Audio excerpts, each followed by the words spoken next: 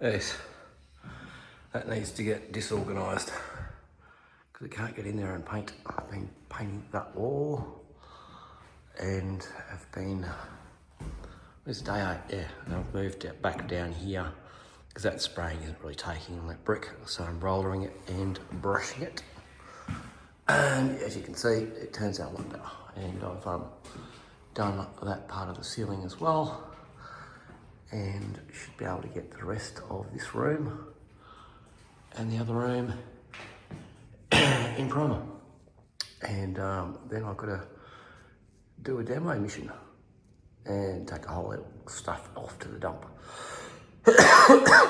Yeah, this cold just won't go away. Anyway, keep on going. That's painted. Well, primed. And you can see what I've got up to on the wall here. But that's proving to be such a pain in the rear to do. Just that sprayer wasn't spraying very well. The work person never blames his tools, but anyway. Yeah, I'm gonna give that a break for a minute and get back on and do the other parts of the ceiling. Ceiling is ceiling. There. Now, having fun. Looking up hurts your neck.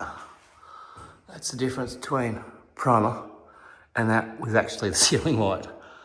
So it's obviously got a bit sun faded and all that sort of stuff, but yeah, it's come out pretty well. Gonna finish that last little bit off and take some rubbish. Yeah. No fly, no, go away. Don't want little fly prints through there. Yeah, I gotta finish off that wall too. Oh, it's coming on. Yeah. It's taking down these verticals and putting them in the tip run. These ones are pretty easy to get. You just, I